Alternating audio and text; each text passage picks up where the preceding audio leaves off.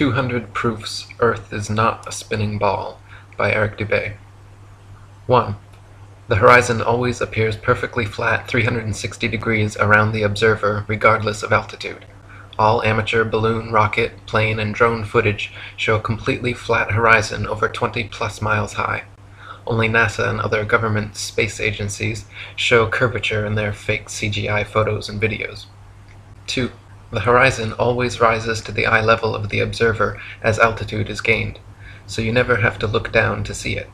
If Earth were in fact a globe, no matter how large, as you ascended, the horizon would stay fixed and the observer would have to tilt looking down further and further to see it. 3. The natural physics of water is to find and maintain its level. If Earth were a giant sphere tilted, wobbling, and hurtling through infinite space, then truly flat, consistently level surfaces would not exist here. But since Earth is in fact an extended flat plane, this fundamental physical property of fluids finding and remaining level is consistent with experience and common sense. 4. Rivers run down to sea level, finding the easiest course, north, south, east, west, and all other intermediary directions over the Earth at the same time. If Earth were truly a spinning ball, then many of these rivers would be impossibly flowing uphill. For example, the Mississippi in its 3,000 miles would have to ascend 11 miles before reaching the Gulf of Mexico. 5. One portion of the Nile River flows for 1,000 miles with a fall of only 1 foot. Parts of the West African Congo, according to the supposed inclination and movement of the ball Earth, would be sometimes running uphill and sometimes down. This would also be the case for the Parana, Paraguay, and other long rivers. 6. If Earth were a ball 25,000 miles in circumference, as NASA and modern astronomy claim, spherical trigonometry dictates the surface of all standing water must curve downward an easily measurable 8 inches per mile multiplied by the square of the distance. This means along a 6-mile channel of standing water, the Earth would dip 6 feet on either end from the central peak. Every time such experiments have been conducted, however, standing water has proven to be perfectly level. 7. Surveyors, engineers, and architects are never required to factor the supposed curvature of the Earth into their projects. Canals, railways, bridges, and tunnels, for example, are always cut and laid horizontally, often over hundreds of miles without any allowance for curvature. 8. The Suez Canal, connecting the Mediterranean with the Red Sea, is 100 miles long without any locks, making the water an uninterrupted continuation of the two seas. When constructed, the Earth's supposed curvature was not taken into account. It was dug along a horizontal datum line, 26 feet below sea level, passing through several lakes from one sea to the other, with the datum line and the water's surface running perfectly parallel over the 100 miles. 9. Engineer W. Winkler was published in the Earth Review regarding the Earth's supposed curvature, stating, "As an engineer of many years' standing, I saw that this absurd allowance is only permitted in school books. No engineer would dream of allowing anything of the kind. I have projected many miles of railways and many more of canals, and the allowance has not even been thought of, much less allowed for. This allowance for curvature means this, that it is 8 inches for the first mile of a canal and increasing at the ratio by the square of the distance in miles. Thus a small navigable canal for boats, say 30 miles long, will have, by the above rule, an allowance for curvature of 600 feet. Think of that, and then please credit engineers as not being quite such fools. Nothing of the sort is allowed. We no more think of allowing 600 feet for a line of 30 miles of railway or canal than of wasting our time trying to square the circle. 10. The London and Northwestern Railway forms a straight line 180 miles long between London and Liverpool. The railroad's highest point, midway at Birmingham Station, is only 240 feet above sea level. If the world were actually a globe, however, curving 8 inches per mile squared, the 180-mile stretch of rail would form an arc with the center point at Birmingham raised over a mile, a full 5,400 feet above London and Liverpool. 11. A surveyor and engineer of 30 years published in the Birmingham Weekly Mercury stated, "I am thoroughly acquainted with the theory and practice of civil engineering. However bigoted some of our professors may be in the theory of surveying, according to the prescribed rules, yet it is well known amongst us that such theoretical measurements are incapable of any practical illustration. All our locomotives are designed to run on what may be regarded as true levels, or flats. There are, of course, partial inclines or gradients here and there, but they are always accurately defined and must be carefully traversed. But anything approaching to 8 inches in the mile, increasing as the square of the distance, could not be worked by any engine that was ever yet constructed. Taking one station with another, all over England and Scotland, it may be stated that all the platforms are on the same relative level. The distance between eastern and western coasts of England may be set down as 300 miles. If the prescribed curvature was indeed as represented, the central stations at Rugby or Warwick ought to be close upon 3 miles higher than a cord drawn from the two extremities. If such was the case, there is not a driver or stoker within the kingdom that would be found to take charge of the train. We can only laugh at those of your readers who seriously give us credit for such venturesome exploits as running trains round spherical curves. Horizontal curves on levels are dangerous enough. Vertical curves would be 1,000 times worse, and with our rolling stock constructed as at present, physically impossible. 12. The Manchester Ship Canal Company published in the Earth Review stated, "It is customary in railway and canal constructions for all levels to be referred to a datum which is nominally horizontal and is so shown on all sections. It is not the practice in laying out public works to make allowances for the curvature of the earth." 13. In a 19th century French experiment by M.M. and Arago, a powerful lamp with good reflectors was placed on the summit of Desierto las Palmas in Spain, and able to be seen all the way from Capri on the island of Ibiza. Since the elevation of the 2 points were identical and the distance between covered nearly 100 miles, if the earth were a ball 25,000 miles in circumference, the light should have been more than 6,600 feet, a mile and a quarter, below the line of sight. 14. The Lieutenant Colonel Portlock experiment used oxyhydrogen Drummond's lights and heliostats to reflect the sun's rays across stations set up across 108 miles of St. George's Channel. If the Earth were actually a ball 25,000 miles in circumference, Portlock's light should have remained hidden under a mile and a half of curvature. 15. If the Earth were truly a sphere 25,000 miles in circumference, airplane pilots would have to constantly correct their altitudes downwards so as to not fly straight off into outer space.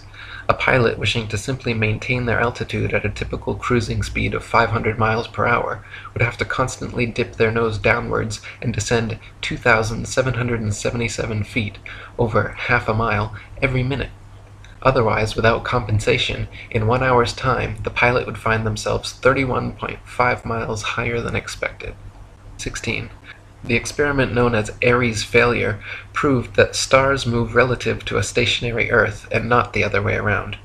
By first filling a telescope with water to slow down the speed of light inside, then calculating the tilt necessary to get the starlight directly down the tube, Airy failed to prove the heliocentric theory, since the starlight was already coming in the correct angle with no change necessary, and instead proved the geocentric model correct. 17.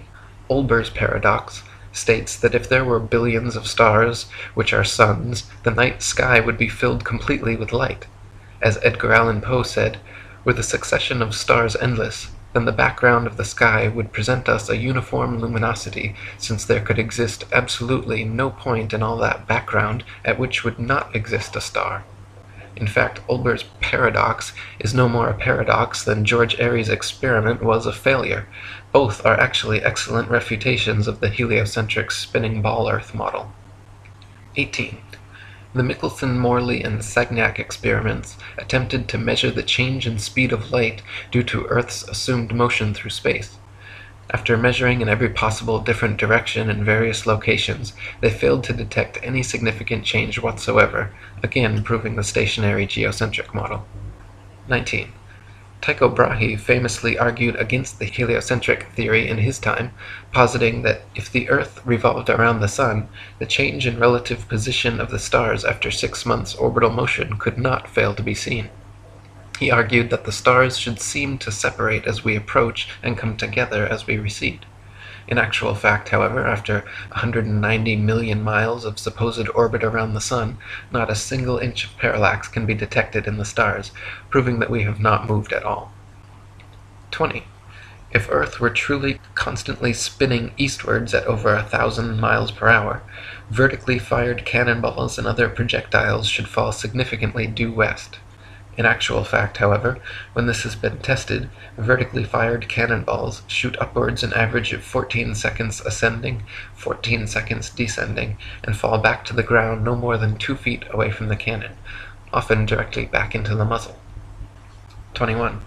If the Earth were truly constantly spinning eastward at over 1,000 miles per hour, helicopters and hot air balloons should be able to simply hover over the surface of the Earth and wait for their destinations to come to them. 22. If Earth were truly constantly spinning eastward at over 1,000 miles per hour, during the Red Bull stratosphere dive, Felix Baumgartner, spending 3 hours ascending over New Mexico, should have landed 2,500 miles west into the Pacific Ocean, but instead landed a few dozen miles east of the takeoff point. 23. Ball believers often claim gravity magically and inexplicably drags the entire lower atmosphere of the Earth in perfect synchronization up to some undetermined height, where this progressively faster spinning atmosphere gives way to the non-spinning, non-gravitized, non-atmosphere of infinite vacuum space.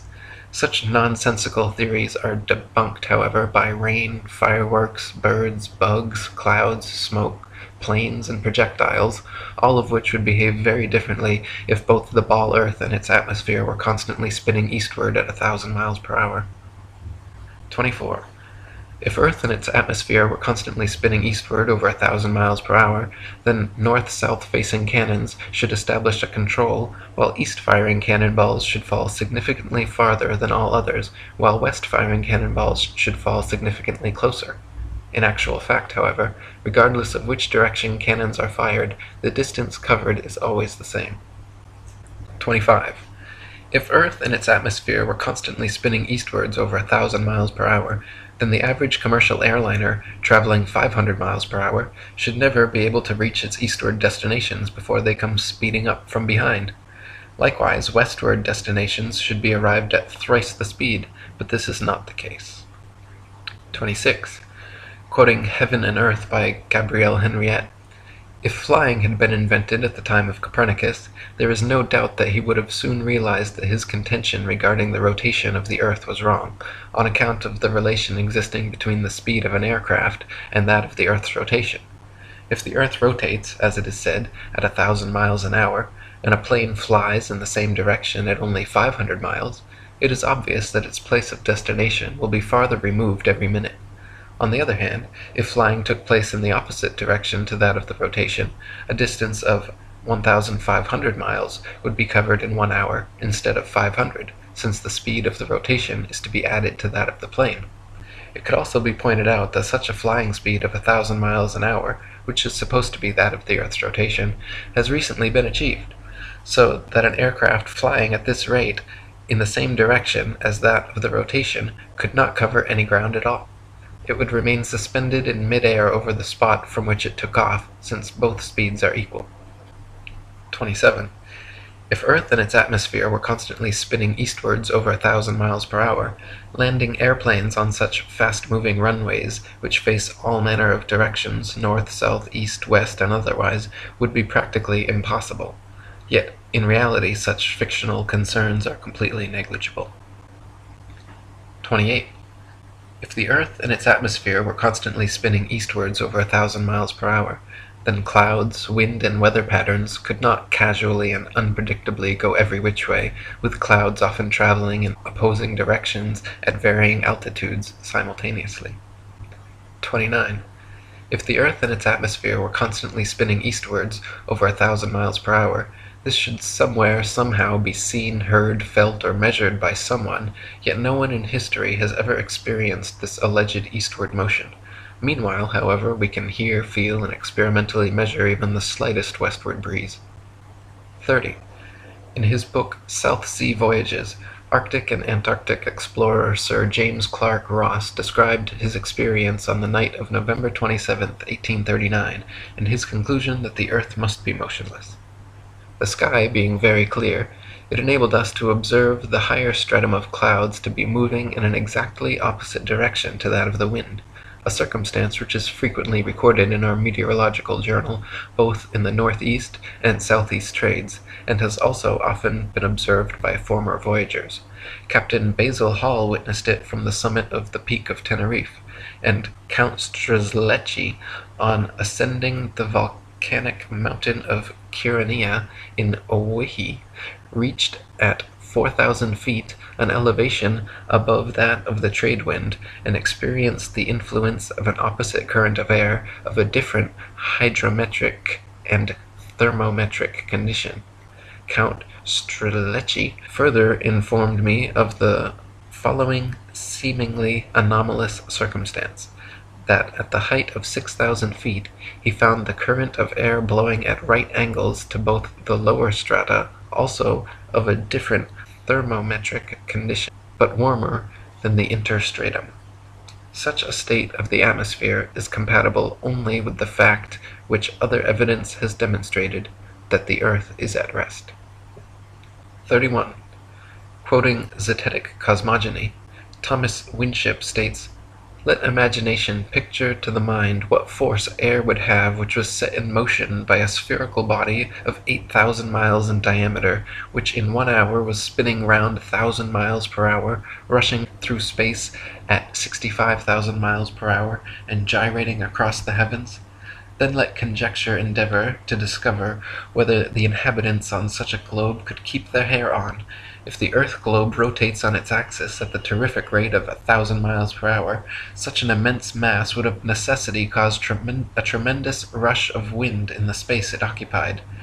The wind would go all one way, and anything like clouds which got within the sphere of influence of the rotating sphere would have to go the same way. The fact that the earth is at rest is proved by kite flying." 32. If gravity is credited with being a force strong enough to hold the world's oceans, buildings, people, and atmosphere stuck to the surface of a rapidly spinning ball, then it is impossible for gravity to also simultaneously be weak enough to allow little birds, bugs, and planes to take off and travel freely, unabated in any direction. 33. If gravity is credited with being a force strong enough to curve the massive expanse of oceans around a globular earth, it would be impossible for fish and other creatures to swim through such forcefully held water. 34. Ship captains in navigating great distances at sea never need to factor the supposed curvature of the earth into their calculations. Both plane sailing and great circle sailing, the most popular navigation methods, use plane, not spherical trigonometry, making all mathematical calculations on the assumption that the earth is perfectly flat. If the earth were in fact a sphere, such an errant assumption would lead to constantly glaring inaccuracies. Plane sailing has worked perfectly fine in both theory and practice for thousands of years, however, and plane trigonometry has time and again proven more accurate than spherical trigonometry in determining distances across the oceans. 35. If the earth were truly a globe, then every line of latitude south of the equator would have to measure a gradually smaller and smaller circumference the farther south traveled. If, however, the earth is an extended plane, then every line of latitude south of the equator should measure a gradually larger and larger circumference the farther south traveled. The fact that many captains navigating south of the equator, assuming the globular theory, have found themselves drastically out of reckoning, more so the farther south traveled, testifies to the fact that Earth is not a ball. 36. During Captain James Clark Ross's voyages around the Antarctic circumference, he often wrote in his journal, perplexed at how they routinely found themselves out of accordance with their charts, stating that they found themselves an average of 12 to 16 miles outside their reckoning every day, later on further south as much as 29 miles. 37. Lieutenant Charles Wilkes commanded a United States Navy exploration expedition to the Antarctic from 1838 to 1842, and in his journals also mentioned being consistently east of his reckoning, sometimes over 20 miles in less than 18 hours. 38. To quote Reverend Thomas Milner, "In the southern hemisphere, navigators to India have often fancied themselves east of the Cape when still west, and have been driven ashore on the African coast, which, according to their reckoning, lay behind them. This misfortune happened to a fine frigate, the Challenger, in 1845. How came Her Majesty's ship Conqueror to be lost? How have so many other noble vessels, perfectly sound, perfectly manned, perfectly navigated, been wrecked in calm weather, not only in dark night or in a fog, but in broad daylight and sunshine? In the former case, upon the coasts, in the latter, upon sunken rocks, from being out of reckoning? The simple answer is that Earth is not a ball." 39. Practical distance measurements taken from the Australian Handbook Almanac Shippers and Importers Directory state that the straight-line distance between Sydney and Nelson is 1,550 statute miles. Their given difference in longitude is 22 degrees 2 minutes and 14 seconds. Therefore, if 22 degrees 2 minutes 14 seconds out of 360 is 1,550 miles, the entirety would measure 25,182 miles. This is not only larger than the ball Earth is said to be at the equator, but a whole 4,262 miles greater than it would be at Sydney's southern latitude on a globe of said proportions. 40. From near Cape Horn, Chile, to Port Phillip in Melbourne, Australia, the distance is 10,500 miles, or 143 degrees of longitude away. Factoring in the remaining degrees to 360 makes for a total distance of 26,430 miles around this particular latitude, which is over 1,500 miles wider than the Earth is supposed to be at the equator, and many more thousands of miles wider than it is supposed to be at such southern latitudes. 41. Similar calculations made from the Cape of Good Hope, South Africa, to Melbourne, Australia, at an average latitude of 35.5 degrees south, have given an approximate figure of over 25,000 miles, which is again equal to or greater than the Earth's supposed greatest circumference at the equator. Calculations from Sydney, Australia, to Wellington, New Zealand, at an average of 37.5 degrees south, have given an approximate circumference of 25,500 miles, greater still. According to the ball Earth theory, the circumference of the Earth at 37.5 degrees southern latitude should be only 19,757 statute miles, almost 6,000 miles less than such practical measurements. 42. In the ball Earth model, Antarctica is an ice continent which covers the bottom of the ball from 78 degrees south latitude to 90, and is therefore not more than 12,000 miles in circumference. Many early explorers, including Captain Cook and James Clark Ross, however, in attempting Antarctic circumnavigation, took 3 to 4 years and clocked 50 to 60,000 miles around. The British ship Challenger also made an indirect but complete circumnavigation of Antarctica, traversing 69,000 miles. This is entirely inconsistent with the ball model. 43. If Earth was a ball, there are several flights in the southern hemisphere which would have their quickest, straightest path over the Antarctic continent, such as Santiago, Chile, to Sydney, Australia. Instead of taking the shortest, quickest route in a straight line over Antarctica, all such flights detour all manner of directions away from Antarctica, instead claiming the temperatures too cold for airplane travel. Considering the fact that there are plenty of flights to, from, and over Antarctica, and NASA claims to have technology keeping them in conditions both far colder and far hotter than any experienced on Earth, such an excuse is clearly just an excuse, and these flights aren't made because they are impossible. 44. If Earth was a ball, and Antarctica was too cold to fly over, the only logical way to fly from Sydney to Santiago would be a straight shot over the Pacific, staying in the southern hemisphere the entire way. Refueling could be done in New Zealand or other southern hemisphere destinations along the way, if absolutely necessary. In actual fact, however, Santiago to Sydney flights go into the northern hemisphere, making stopovers at LAX and other North American airports, before continuing back down to the southern hemisphere. Such ridiculously wayward detours make no sense on the globe, but make perfect sense, and form nearly straight lines when shown on a flat Earth map. 45.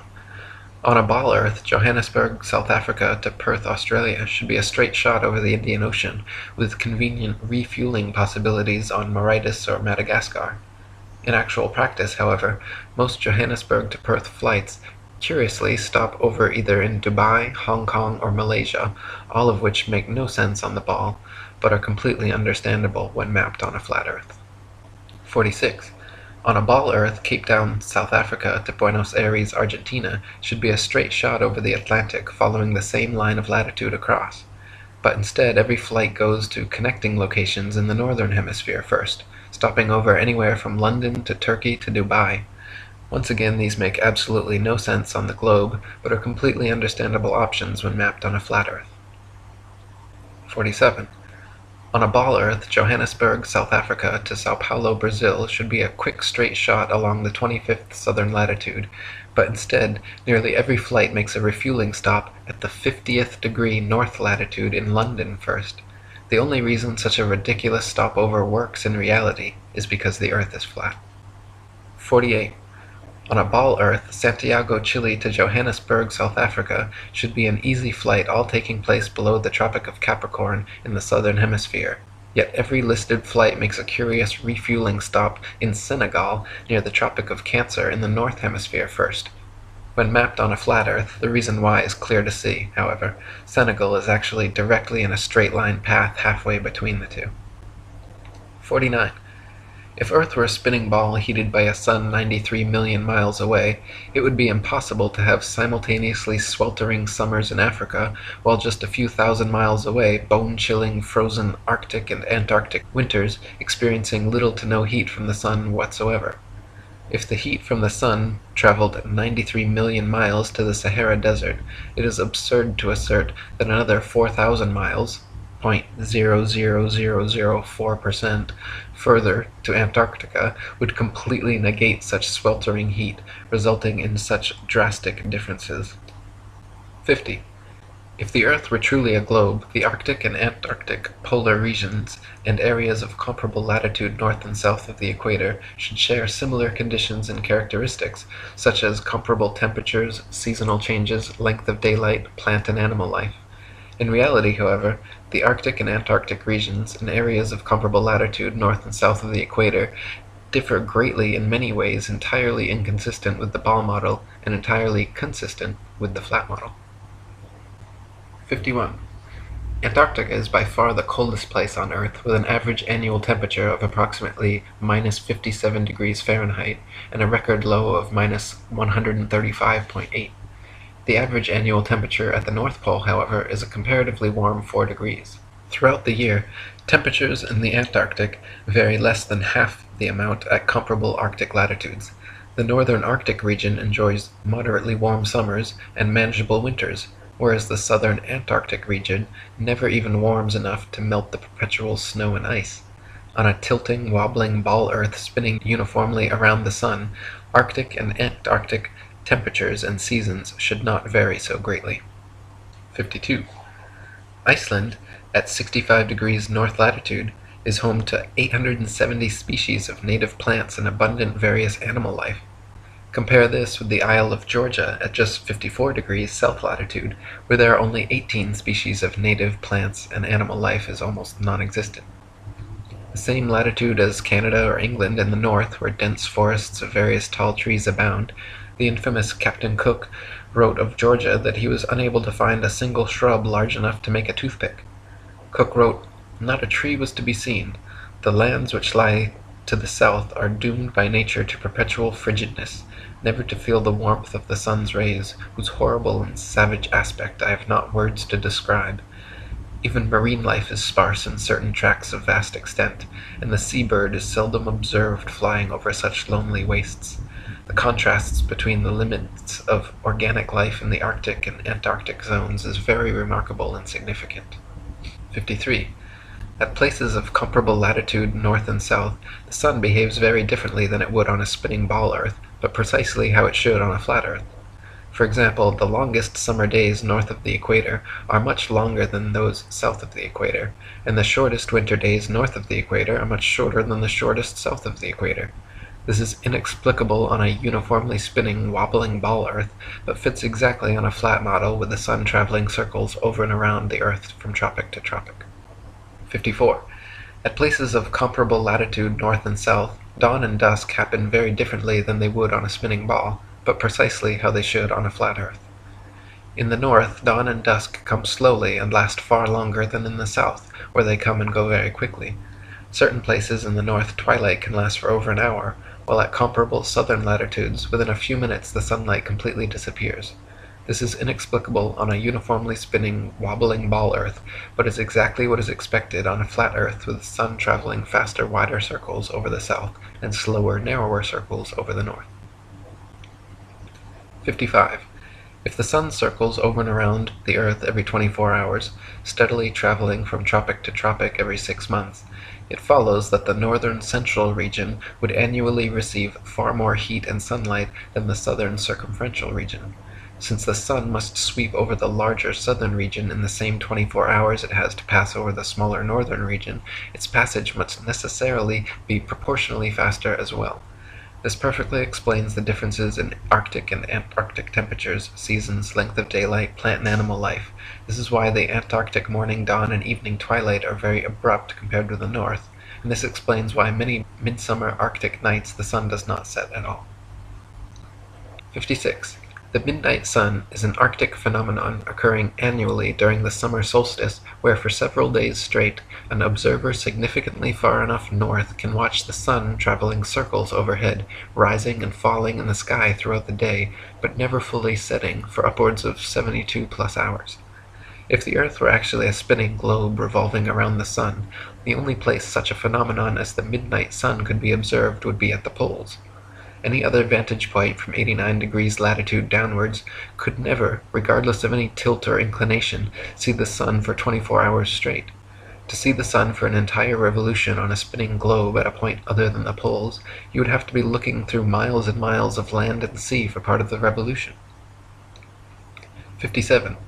The establishment claims the midnight sun is experienced in Antarctica, but they conveniently do not have any uncut videos showing this, nor do they allow independent explorers to travel to Antarctica during the winter solstice to verify or refute these claims. Conversely, there are dozens of uncut videos publicly available showing the Arctic midnight sun, and it has been verified beyond any shadow of a doubt. 58.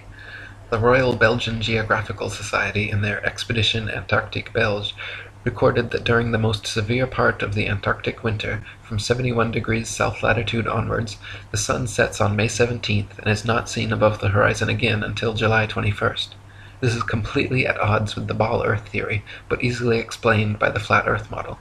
The midnight sun is seen from high altitudes in extreme northern latitudes during Arctic summer because the sun, at its innermost cycle, is circling tightly enough around the polar center that it remains visible above the horizon for someone at such a vantage point.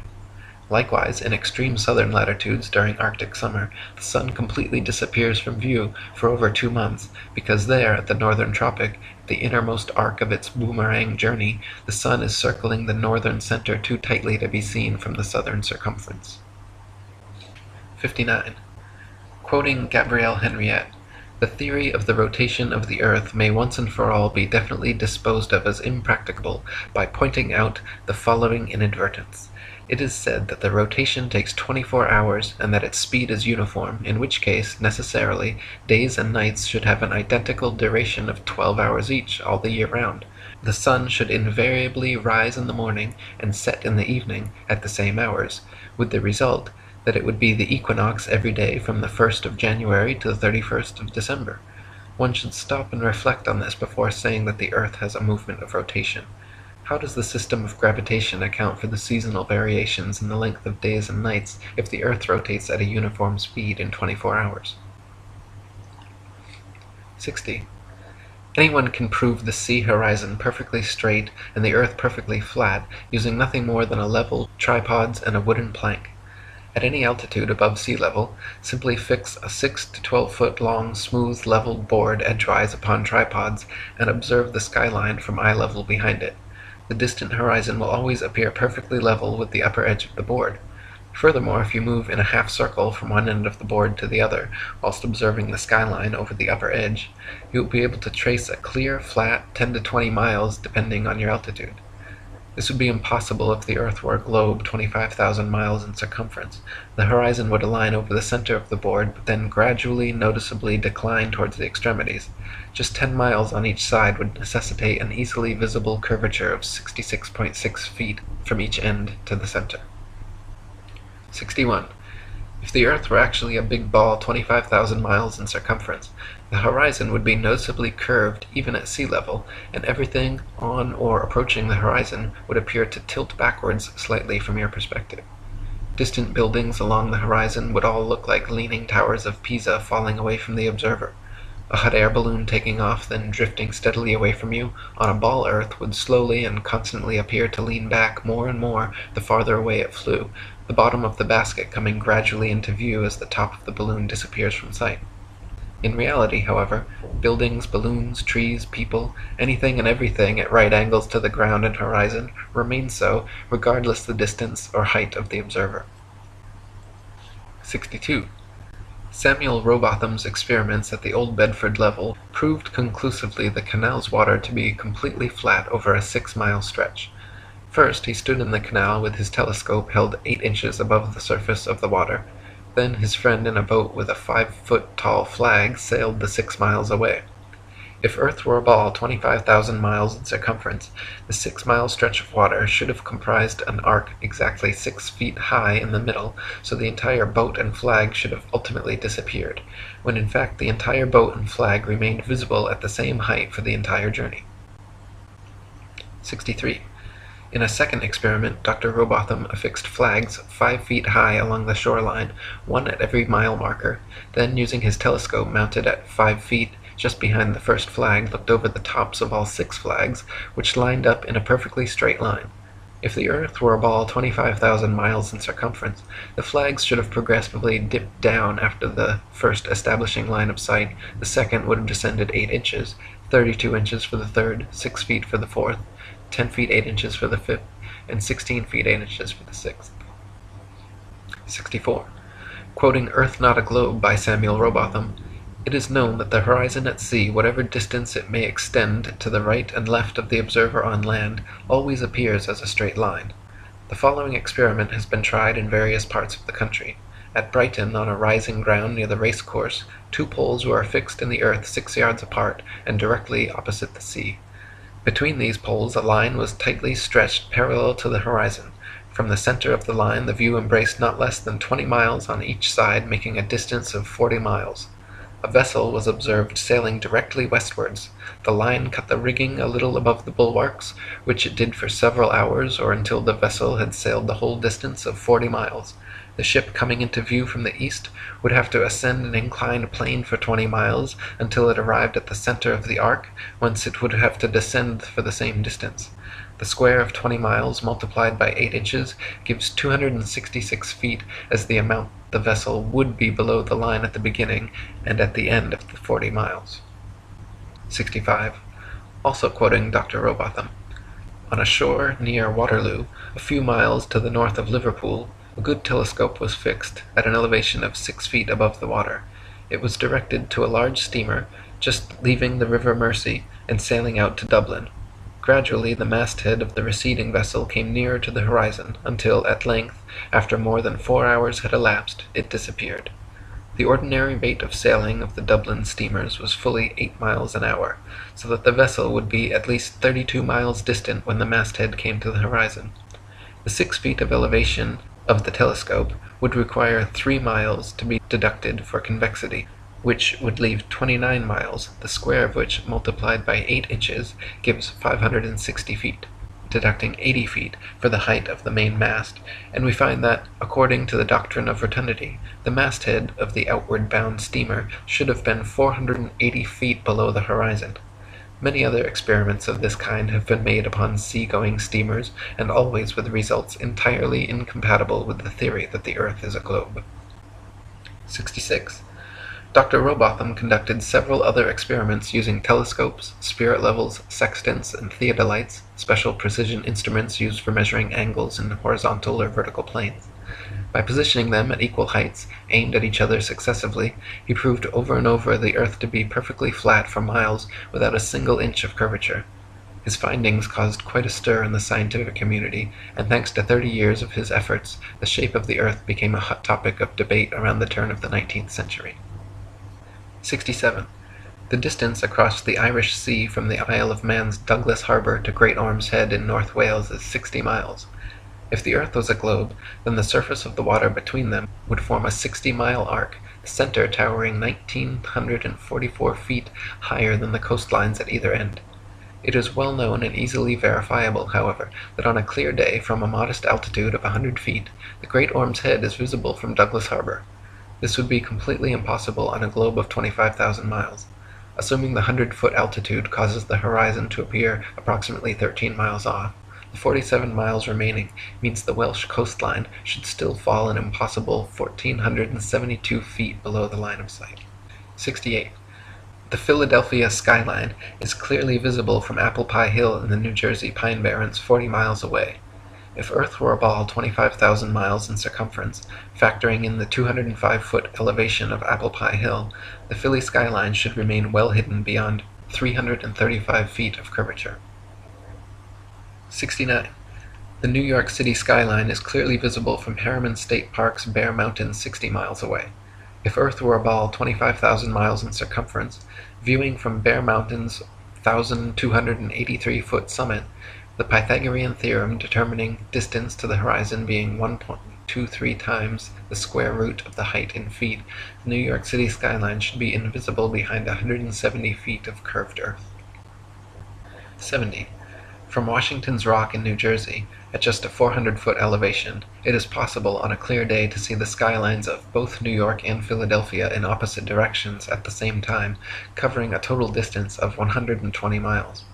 If Earth were a ball 25,000 miles in circumference, both of these skylines should be hidden behind over 800 feet of Earth's curvature. 71.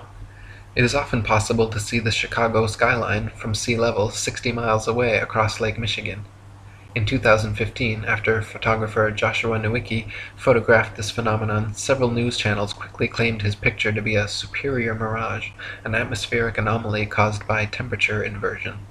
While these certainly do occur, the skyline in question was facing right side up and clearly seen, unlike a hazy, illusory mirage, and on a ball Earth 25,000 miles in circumference should be 2,400 feet below the horizon.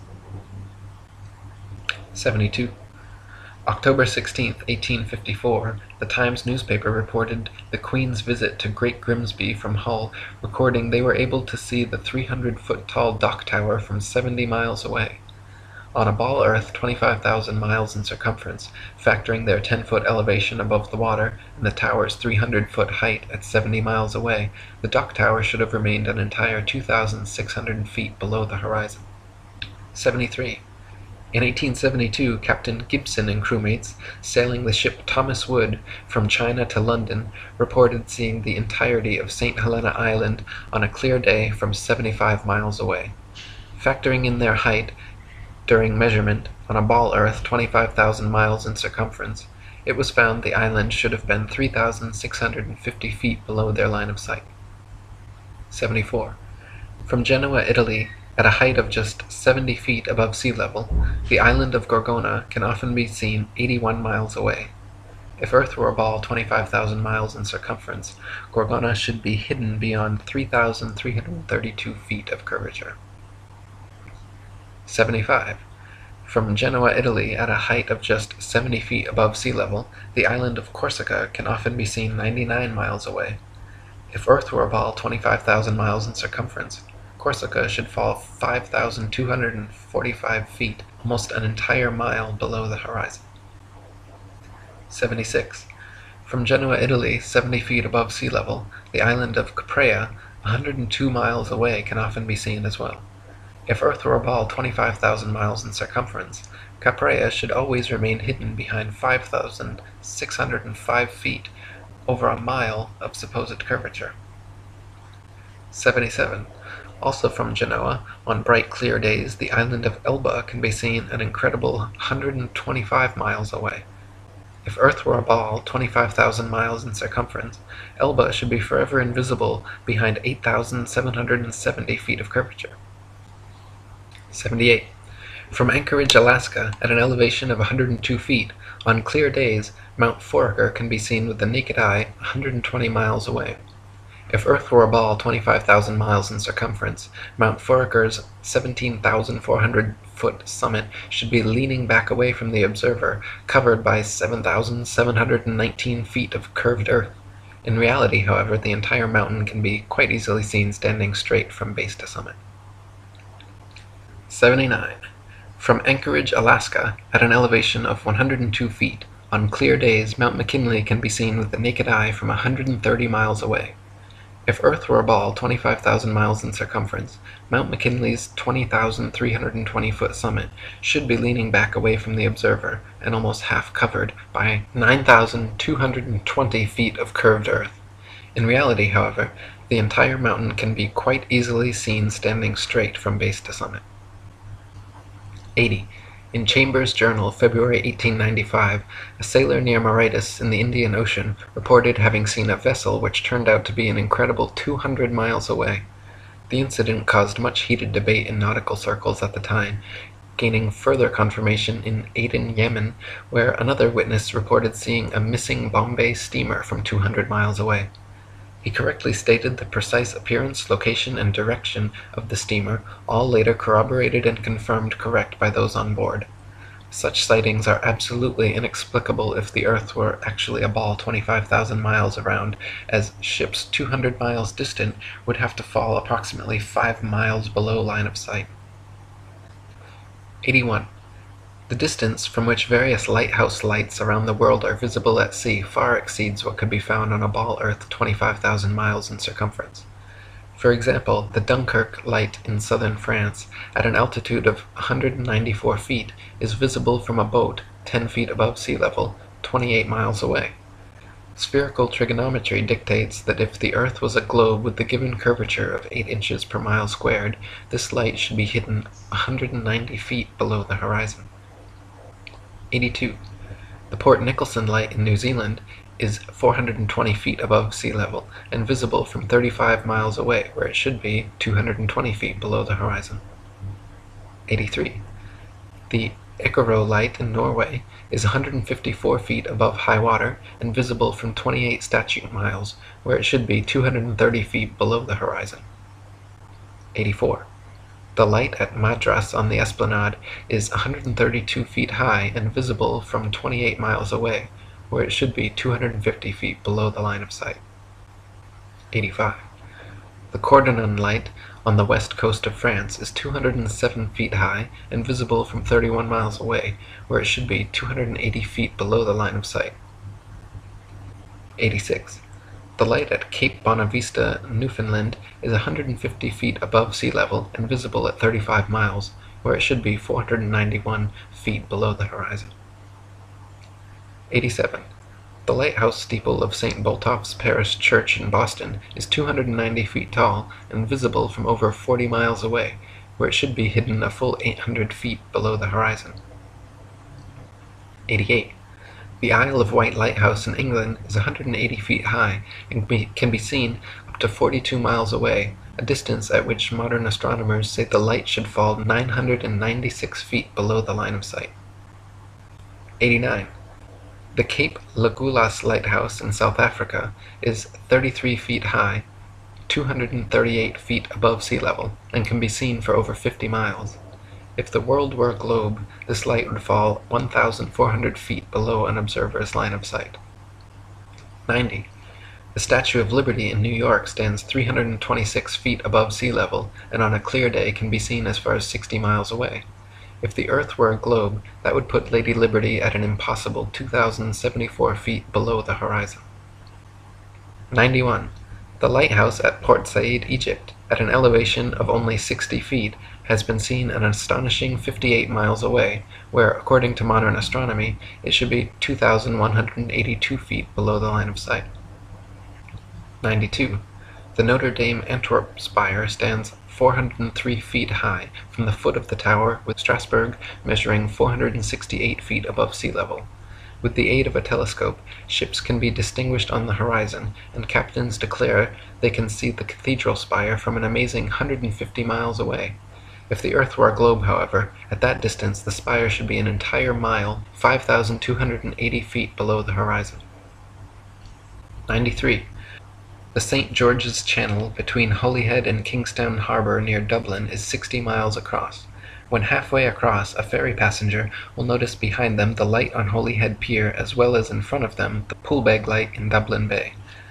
The Holyhead Pier light is 44 feet high, while the Poolbeg lighthouse 68 feet. Therefore, a vessel in the middle of the channel, 30 miles from either side, standing on a deck 24 feet above the water, can clearly see both lights. On a ball Earth 25,000 miles in circumference, however, both lights should be hidden well below both horizons by over 300 feet. 94. From the highland near Portsmouth Harbour in Hampshire, England, looking across Spithead to the Isle of Wight, the entire base of the island, where water and land come together, composes a perfectly straight line 22 statute miles long. According to the ball Earth theory, the Isle of Wight should decline 80 feet from the center on each side to account for the necessary curvature. The crosshairs of a good theodolite directed there, however, have repeatedly shown the land and water line to be perfectly level. 95.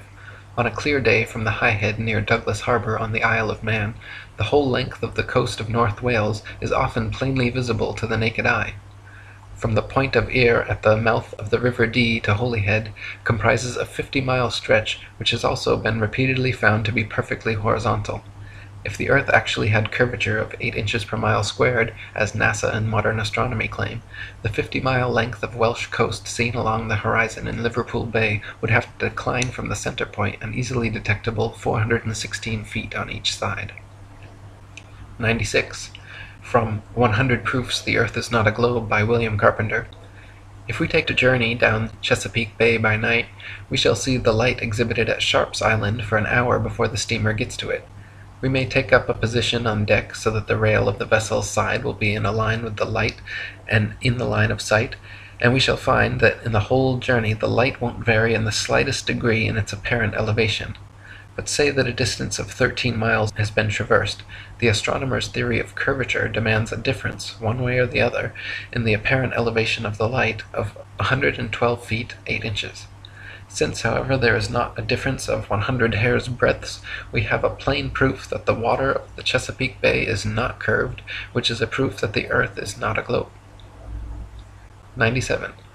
NASA and modern astronomy say the Earth is a giant ball tilted back, wobbling and spinning 1,000 miles per hour around its central axis, traveling 67,000 miles per hour circles around the Sun, spiraling 500,000 miles per hour around the Milky Way, while the entire galaxy rockets a ridiculous 670 million miles through the universe, with all of these motions originating from an alleged Big Bang cosmogenic explosion 14 billion years ago.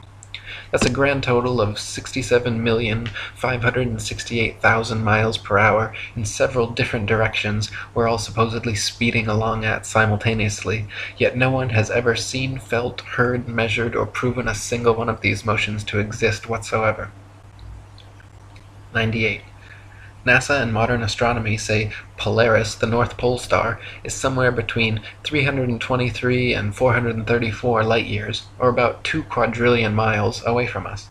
Firstly, note that is between 1,938,000,000,000,000 to 2,604,000,000,000,000 miles, making a difference of over 600 trillion miles. If modern astronomy cannot even agree on the distance to stars within hundreds of trillions of miles, perhaps their science is flawed and their theory needs re-examining. However, even granting them their obscurely distant stars, it is impossible for heliocentrists to explain how Polaris manages to always remain perfectly aligned straight above the North Pole throughout Earth's various alleged tilting, wobbling, rotating, and revolving motions. 99. Viewed from a ball Earth, Polaris, situated directly over the North Pole, should not be visible anywhere in the southern hemisphere. For Polaris to be seen from the southern hemisphere of a globular Earth, the observer would have to be somehow looking through the globe, and miles of land and sea would have to be transparent. Polaris can be seen, however, up to over 20 degrees south latitude. 100. If Earth were a ball, the Southern Cross and other southern constellations would all be visible at the same time from every longitude on the same latitude, as is the case in the north with Polaris and its surrounding constellations. Ursa Major and Minor and many others can be seen from every northern meridian simultaneously, whereas in the south, constellations like the Southern Cross cannot. This proves that the southern hemisphere is not turned under as in the ball model, but simply stretching further outwards away from the northern center point as in the flat Earth model. 101. Sigma Octantis is claimed to be a southern central pole star similar to Polaris, around which the southern hemisphere stars all rotate around the opposite direction. Unlike Polaris, however, Sigma Octantis cannot be seen simultaneously from every point along the same latitude. It is not central, but allegedly 1 degree off-center. It is not motionless, and in fact cannot be seen at all using publicly available telescopes. There is legitimate speculation regarding whether Sigma Octantis even exists. Either way, the direction in which stars move overhead is based on perspective and the exact direction you're facing, not which hemisphere you're in. 102. Some heliocentrists have tried to suggest that the pole star's gradual declination overhead as an observer travels southward is proof of a globular Earth. Far from it, the declination of the pole star or any other object is simply a result of the law of perspective on plane, flat surfaces.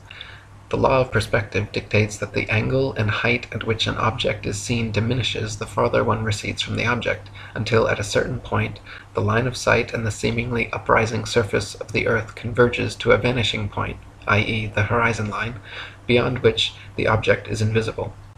In the ball Earth model, the horizon is claimed to be the curvature of the Earth, whereas in reality, the horizon is known to simply be the vanishing line of perspective based on the strength of your eye's instruments, weather, and altitude. 103. There are several constellations which can be seen from far greater distances over the face of the Earth than should be possible if the world were a rotating, revolving, wobbling ball. For instance, Ursa Major, very close to Polaris, can be seen from 90 degrees north latitude, the North Pole, all the way down to 30 degrees south latitude. For this to be possible on a ball Earth, the southern observers would have to be seeing through hundreds or thousands of miles of bulging Earth to the northern sky. 104. The constellation Vulpecula can be seen from 90 degrees north latitude all the way to 55 degrees south latitude. Taurus, Pisces, and Leo can be seen from 90 degrees north all the way to 65 degrees south. An observer on a ball Earth, regardless of any tilt or inclination, should not logically be able to see this far. 105. Aquarius and Libra can be seen from 65 degrees north to 90 degrees south. The constellation Virgo is visible from 80 degrees north down to 80 degrees south, and Orion can be seen from 85 degrees north all the way to 75 degrees south latitude. These are all only possible because the hemispheres are not spheres at all, but concentric circles of latitude extending outwards from the central North Pole, with the stars rotating over and around. 106. The so-called South Pole is simply an arbitrary point along the Antarctic ice marked with a red and white barbershop pole topped with a metal ball Earth. The ceremonial South Pole is admittedly and provably not the actual South Pole, however, because the actual South Pole could be demonstrably confirmed with the aid of a compass showing north to be 360 degrees around the observer. Since this feat has never been achieved, the model remains pure theory, along with the establishment's excuse that the geomagnetic poles supposedly constantly move around, making verifications of their claims impossible. 107. Ring magnets, of the kind found in loudspeakers, have a central North Pole with the opposite South Pole actually being all points along the outer circumference. This perfectly demonstrates the magnetism of our flat Earth, whereas the alleged source of magnetism in the ball Earth model is emitted from a hypothetical molten magnetic core in the center of the ball, which they claim conveniently causes both poles to constantly move, thus evading independent verification at their two ceremonial poles. In reality, the deepest drilling operation in history, the Russian Kola Ultra Deep, managed to get only 8 miles down.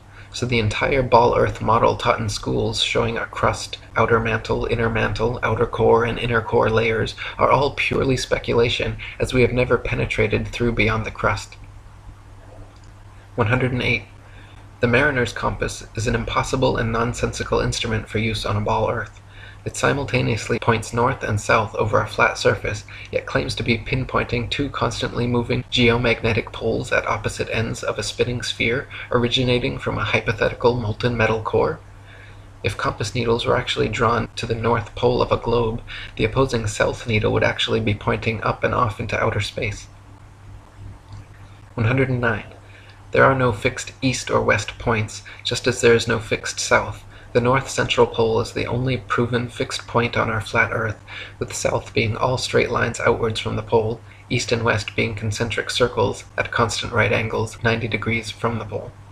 A westerly circumnavigation of Earth is thus going around with Polaris continually on your right, while an easterly circumnavigation is going around with Polaris always at your left.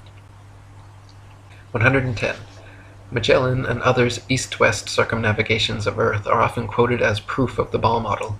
In actual fact, however, sailing or flying at right angles to the North Pole and eventually returning to one's original location is no more difficult or mysterious than doing so on a globe. Just as an architect's compass can place its center point on a flat piece of paper and trace a circle either way around the pole, so can a ship or plane circumnavigate a flat Earth. 111. Since the North Pole and Antarctica are covered in ice and guarded no-fly zones, no ships or planes have ever been known to circumnavigate the Earth in north-south directions. The only kind of circumnavigation which could not happen on a flat Earth is north and southbound, which is likely the very reason for the heavily enforced flight restrictions. The fact that there is yet to be a single verified north-to-south circumnavigation of Earth serves as standing proof the world is not a ball.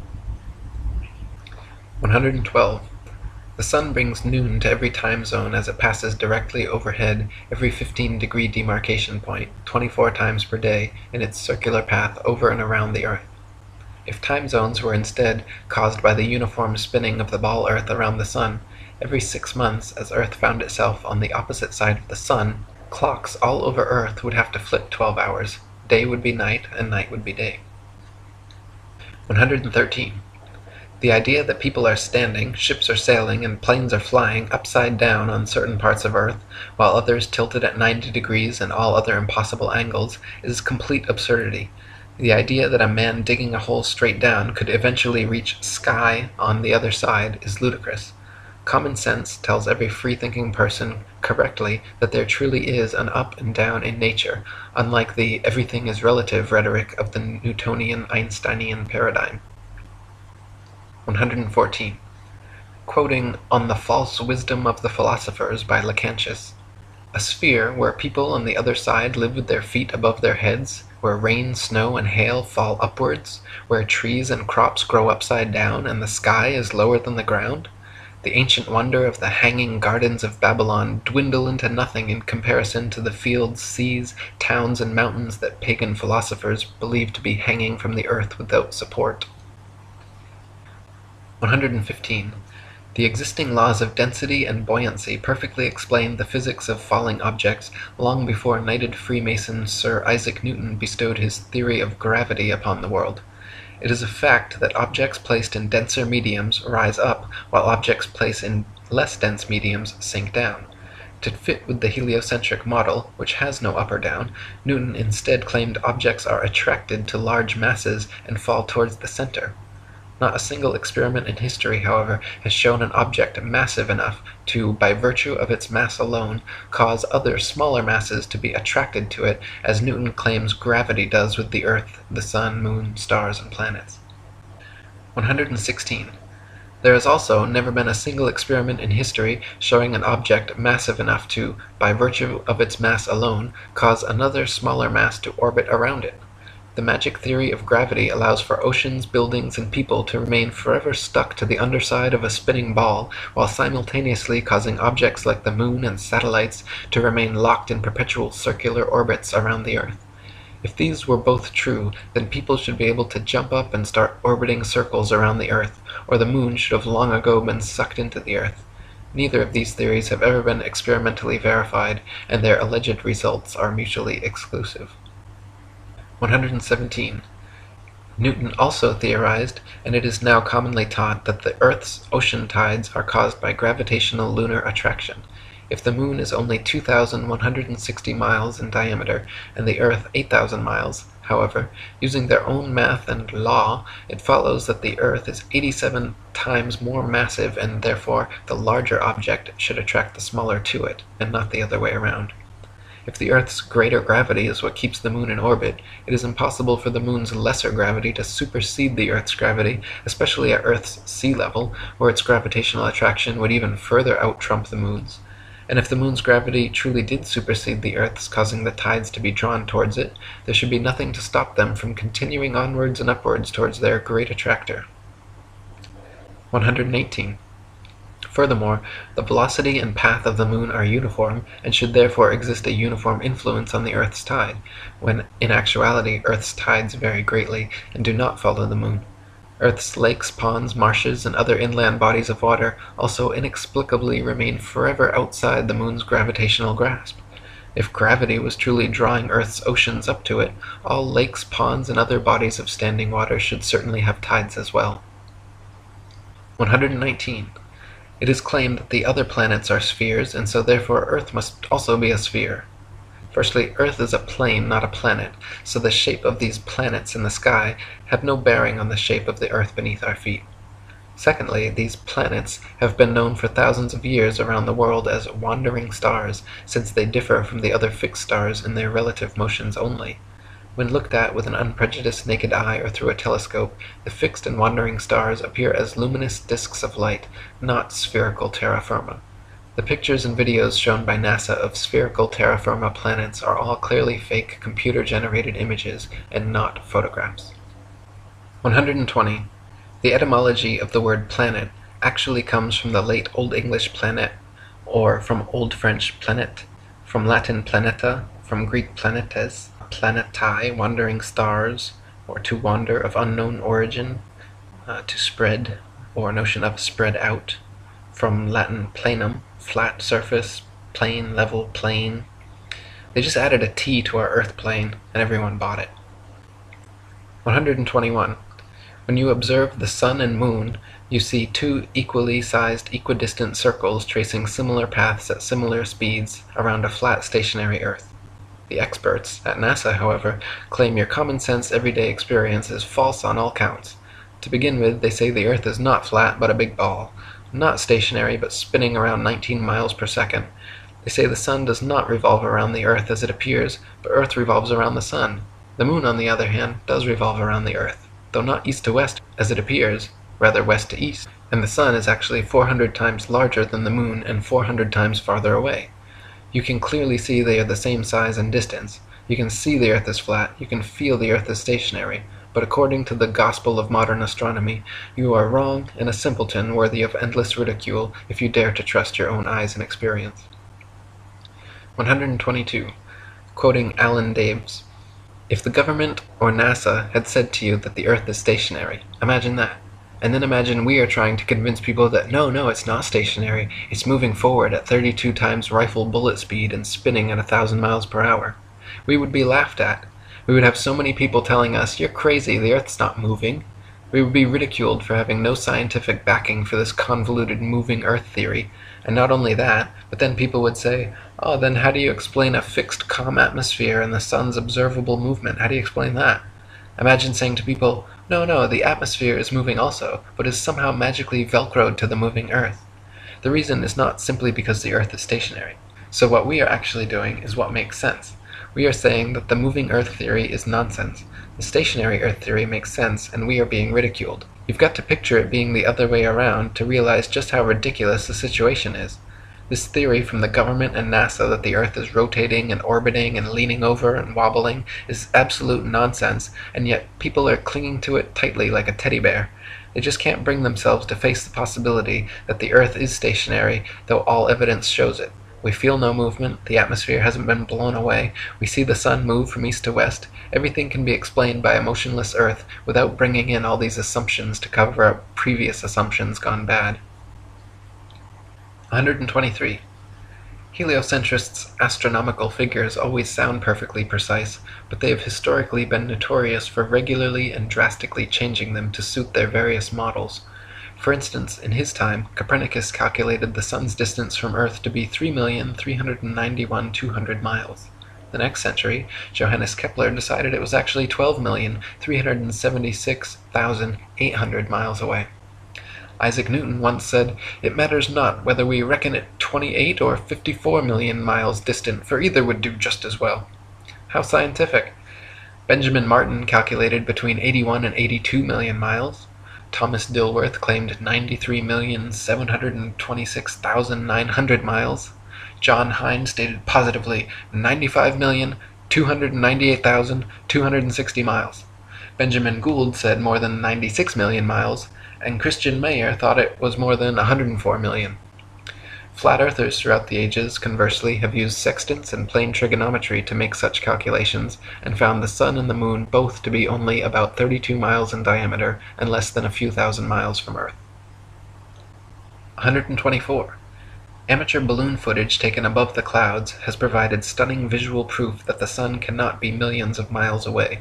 In several shots, you can see a clear hot spot reflecting on the clouds directly below the sun's spotlight-like influence. If the sun were actually millions of miles away, such a small, localized hot spot could not occur. 125. Another proof the sun is not millions of miles away is found by tracing the angle of sun rays back to their source above the clouds. There are thousands of pictures showing how sunlight comes down through cloud cover at a variance of converging angles. The area of convergence is, of course, the sun, and is not millions of miles away, but rather relatively close to Earth, just above the clouds. 126. The sun's annual journey from tropic to tropic, solstice to solstice, is what determines the length and character of days, nights, and seasons.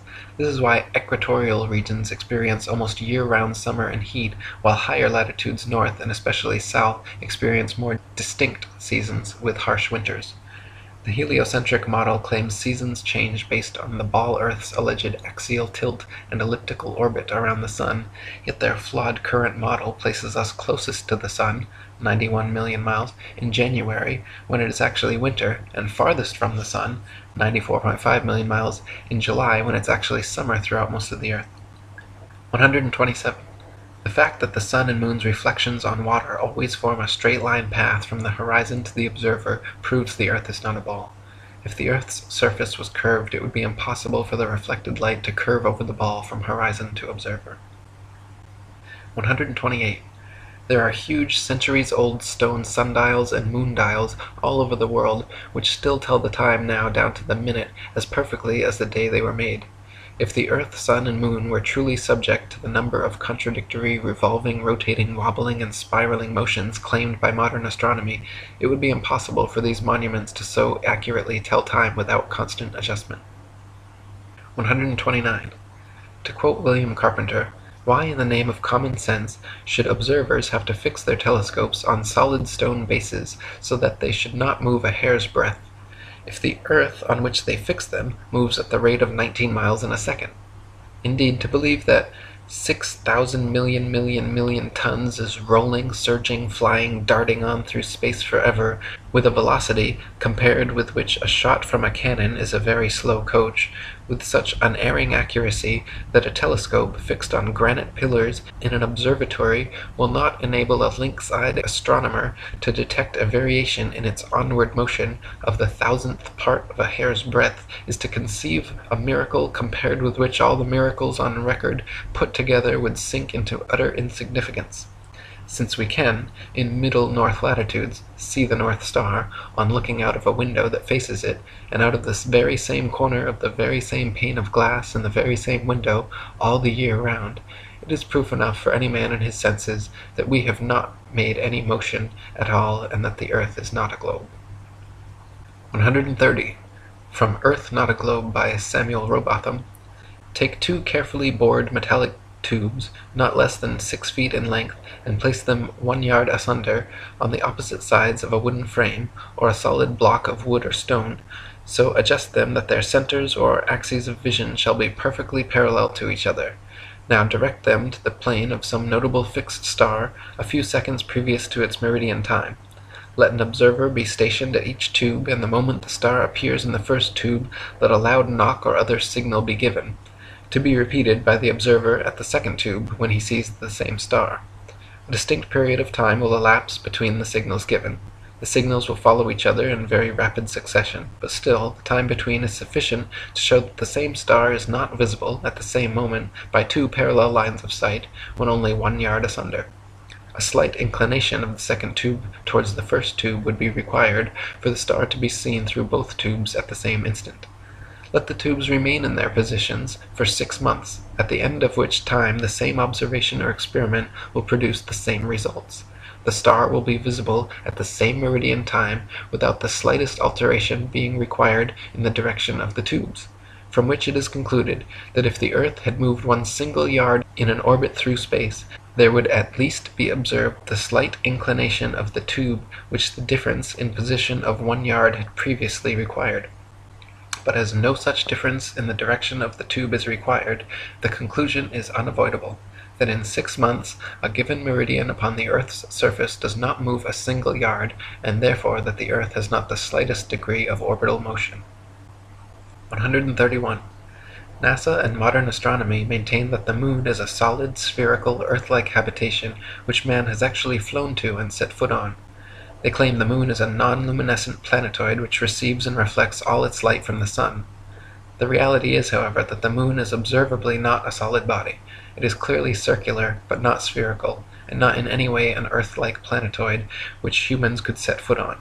In fact, the moon has been proven largely transparent and completely self-luminescent, shining with its own unique light. 132. The sun's light is golden, warm, drying, preservative, and antiseptic, while the moon's light is silver, cool, damp, putrefying, and septic. The sun's rays decrease the combustion of a bonfire, while the moon's rays increase combustion. Plant and animal substances exposed to sunlight quickly dry, shrink, coagulate, and lose the tendency to decompose and putrefy. Grapes and other fruits become solid, partially candied and preserved, like raisins, dates, and prunes. Animal flesh coagulates, loses its volatile gaseous constituents, becomes firm, dry, and slow to decay. When exposed to moonlight, however, plant and animal substances tend to show symptoms of putrefaction and decay. This proves that sun and moonlight are different, unique, and opposites, as they are in the geocentric flat model. 133. In direct sunlight, a thermometer will read higher than another thermometer placed in the shade, but in full direct moonlight, a thermometer will read lower than another placed in the shade. If the sun's light is collected in a large lens and thrown to a focus point, it can create significant heat, while the moon's light collected similarly creates no heat. In the Lancet Medical Journal from March 14, 1856, particulars are given of several experiments which prove the moon's rays, when concentrated, can actually reduce the temperature upon a thermometer more than 8 degrees. So sunlight and moonlight clearly have altogether different properties. 134. Furthermore, the moon itself cannot physically be both a spherical body and a reflector of the sun's light. Reflectors must be flat or concave for light rays to have any angle of incidence. If a reflector's surface is convex, then every ray of light points in a direct line with the radius perpendicular to the surface, resulting in no reflection. 135. Not only is the moon clearly self-luminescent, shining its own unique light, but it is also largely transparent. When the waxing or waning moon is visible during the day, it is possible to see the blue sky right through the moon. And on a clear night, during a waxing or waning cycle, it is even possible to occasionally see stars and planets directly through the surface of the moon. The Royal Astronomical Society has on record many such occurrences throughout history which all defy the heliocentric model. 136. Many people think that modern astronomy's ability to accurately predict lunar and solar eclipses is a result and proof positive of the heliocentric theory of the universe. The fact of the matter, however, is that eclipses have been accurately predicted by cultures worldwide for thousands of years before the heliocentric ball Earth was even a glimmer in Copernicus's imagination. Ptolemy, in the 1st century AD, accurately predicted eclipses for 600 years on the basis of a flat stationary Earth with equal precision as anyone living today. All the way back in 600 BC, Thales accurately predicted an eclipse which ended the war between the Medes and the Lydians. Eclipses happen regularly with precision in 18-year cycles, so regardless of geocentric or heliocentric, flat or globe Earth cosmologies, eclipses can be accurately calculated independent of such factors. 137. Another assumption and supposed proof of the Earth's shape, heliocentrists claim that lunar eclipses are caused by the shadow of the ball Earth occulting the moon. They claim the Sun, Earth, and Moon spheres perfectly align like 3 billiard balls in a row, so that the Sun's light casts the Earth's shadow onto the Moon. Unfortunately for heliocentrists, this explanation is rendered completely invalid due to the fact that lunar eclipses have happened and continue to happen regularly when both the Sun and Moon are still visible together above the horizon. For the Sun's light to be casting Earth's shadow onto the Moon, the three bodies must be aligned in a straight 180-degree syzygy, but as early as the time of Pliny, there are records of lunar eclipses happening while both the Sun and Moon are visible in the sky. Therefore, the eclipser of the Moon cannot be the Earth or Earth's shadow, and some other explanation must be sought. 138. Another favorite proof of ball-earthers is the appearance from an observer on shore of ships' hulls being obfuscated by the water and disappearing from view when sailing away towards the horizon. Their claim is that ships' hulls disappear before their mastheads because the ship is beginning its declination around the convex curvature of the ball-earth. Once again, however, their hasty conclusion is drawn from a faulty premise, namely that only on a ball-earth could this phenomenon occur. The fact of the matter is that the law of perspective on plane surfaces dictates and necessitates the exact same occurrence. For example, a girl wearing a dress walking away towards the horizon will appear to sink into the earth the farther away she walks. Her feet will disappear from view first, and the distance between the ground and the bottom of her dress will gradually diminish until, after a half a mile, it seems like her dress is touching the ground as she walks on invisible legs. Such is the case on plane surfaces. The lowest parts of objects receding from a given point of observation necessarily disappear before the highest. 139. Not only is the disappearance of ships' hulls explained by the law of perspective on flat surfaces, it is proven undeniably true with the aid of a good telescope. If you watch a ship sailing away into the horizon with the naked eye until its hull has completely disappeared from view under the supposed curvature of the earth, then look through a telescope, you will notice the entire ship quickly zooms back into view, hull and all, proving that the disappearance was caused by the law of perspective, not by a wall of curved water. This also proves that the horizon is simply the vanishing line of perspective from your point of view, not the alleged curvature of the earth. 140. Foucault's pendulums are often quoted as proof of a rotating earth, but upon closer investigation prove the opposite. To begin with, Foucault's pendulums do not uniformly swing in any one direction. Sometimes they rotate clockwise and sometimes counterclockwise. Sometimes they fail to rotate, and sometimes they rotate far too much. The behavior of the pendulum actually depends on 1. The initial force beginning its swing, and 2. The ball and socket joint, which most readily facilitates circular motion over any other. The supposed rotation of the earth is completely inconsequential and irrelevant to the pendulum's swing. If the alleged constant rotation of the earth affected pendulums in any way, then there should be no need to manually start pendulums in motion. If the earth's diurnal rotation caused the 360-degree uniform diurnal rotation of pendulums, then there should not exist a stationary pendulum anywhere on earth. 141. The Coriolis effect is often said to cause sinks in toilet bowls in the northern hemisphere to drain spinning in one direction, while in the southern hemisphere causing them to spin the opposite way, thus providing proof of the spinning ball earth. Once again, however, just like Foucault's pendulums spinning either which way, sinks and toilets in the northern and southern hemispheres do not consistently spin in any one direction. Sinks and toilets in the very same household are often found to spin opposite directions, depending entirely upon the shape of the basin and the angle of the water's entry, not the supposed rotation of the earth. 142. People claim that if the earth were flat, they should be able to use a telescope and see clear across the oceans. This is absurd, however, as the air is full of precipitation, especially over the oceans, and especially at the lowest, densest layer of atmosphere, is not transparent. Picture the blurry haze over roads on hot, humid days. Even the best telescope will blur out long before you could see across an ocean. You can, however, use a telescope to zoom in much more of our flat Earth than would be possible on a ball 25,000 miles in circumference. 143. People claim that if the Earth were flat, with the sun circling over and around us, we should be able to see the sun from everywhere, all over the Earth, and there should be daylight, even at night time. Since the sun is not 93 million miles away, but rather just a few thousand, and shining down like a spotlight, once it is moved significantly far enough away from your location, it becomes invisible beyond the horizon, and daylight slowly fades until it completely disappears. If the sun were 93 million miles away and the Earth a spinning ball, the transition from daylight to night would instead be almost instantaneous as you passed the terminator line. 144. Pictures of the moon appearing upside down in the southern hemisphere and right side up in the north are often cited as proof of the ball Earth, but once again, upon closer inspection, provide another proof of the flat model. In fact, time-lapse photography shows the moon itself turns clockwise like a wheel as it circles over and around the Earth. You can find pictures of the moon at 360 degrees of various inclination from all over the Earth, simply depending on where and when the picture was taken. 145. Heliocentrists believe the moon is a ball, even though its appearance is clearly that of a flat luminous disk.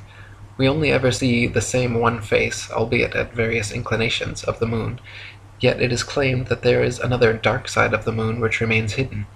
NASA states the moon spins opposite the spin of the Earth in such a perfectly synchronized way that the motions cancel each other out, so we will conveniently never be able to observe the supposed dark side of the moon outside of their terrible fake CGI images. Fact of the matter is, however, if the moon were a sphere, observers in Antarctica would see a different face from those at the equator, yet they do not. Just the same flat face rotated at various degrees. 146. The ball Earth model claims the moon orbits around the Earth once every 28 days, yet it is plain for anyone to see that the moon orbits around the Earth every single day. The moon's orbit is slightly slower than the sun's, but follows the sun's same path from tropic to tropic, solstice to solstice, making a full circle over the Earth in just under 25 hours. 147. The ball Earth model claims the sun is precisely 400 times larger than the moon and 400 times further away from Earth, making them falsely appear exactly the same size. Once again, the ball model asks us to accept as coincidence something that cannot be explained other than by natural design. The sun and moon occupy the same amount of space in the sky and have been measured with sextants to be of equal size and equal distance, so claiming otherwise is against our eyes, experience, experiments, and common sense. 148.